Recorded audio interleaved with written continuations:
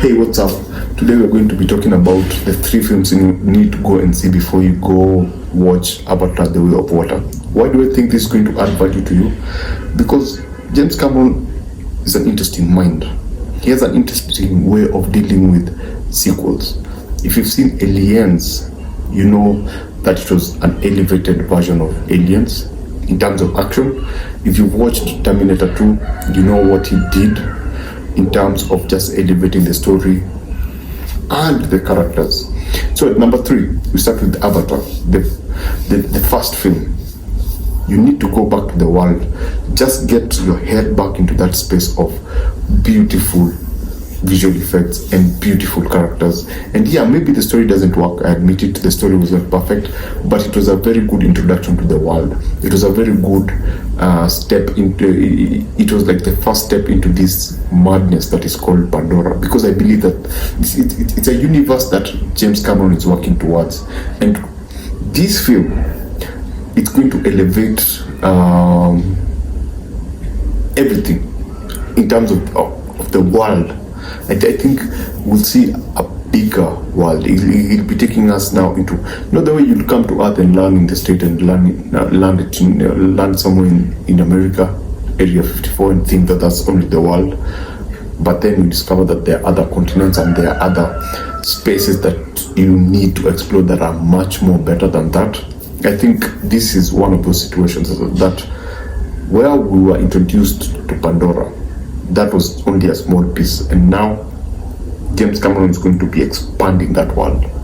This is an expansion, an easier way to put it if you're a video game fan. At number 2 is The Abyss. The Abyss is the first time that we see James Cameron working with water, working underwater, and working with the idea of visual effects and water. It's one of, this film is a gem. And there's one particular scene that I saw that when I heard that he was working on an Avatar film that would focus on underwater, there's one particular scene that got me excited. It's this scene with this huge colorful sea creature, huge, beautiful. And you need to understand, when this was in the 80s.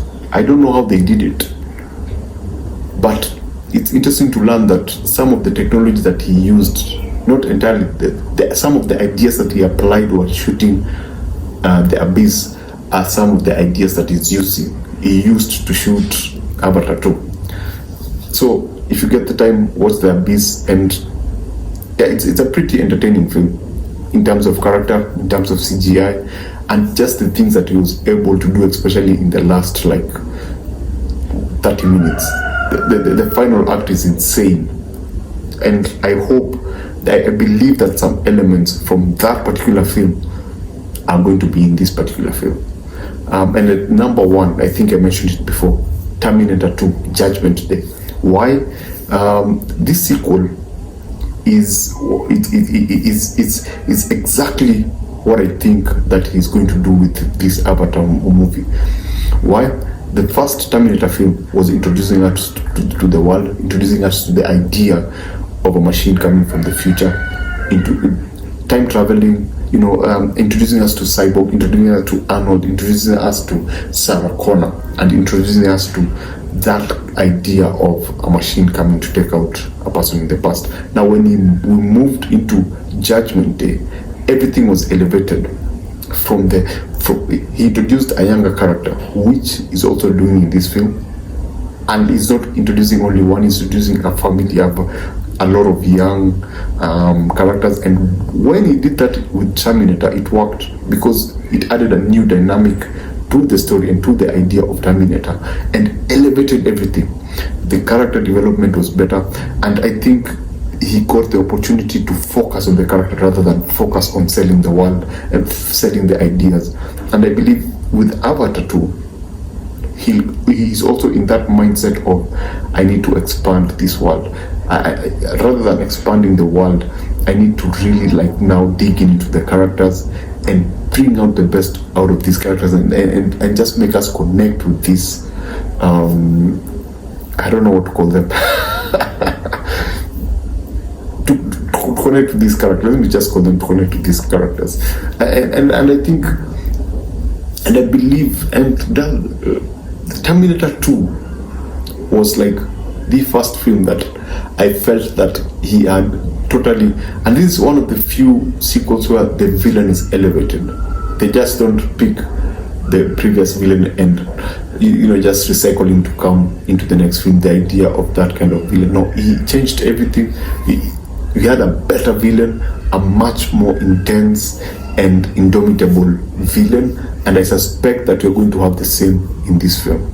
I don't know how he plans to do it, but I know for a fact that it's going to have a crazy villain.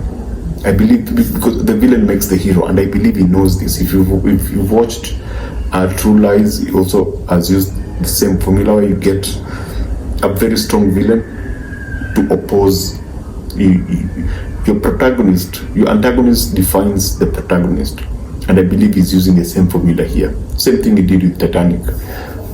So when you get the time, you don't necessarily have to study, get out your paper and pen. No, you don't have to do that. Just watch them and try to compare them. If you can watch the first Terminator and the second Terminator compare, you'll see how James Cameron works and why this might be a mind-blowing film, because now it's getting less, now it's less of introducing us and trying to sell us the world, and more of, now that you're in my world, I want to introduce you to the creatures that live in this world and what they're made of and who they are and how they relate, and going deep into that emotional connection, especially now that he has introduced their characters.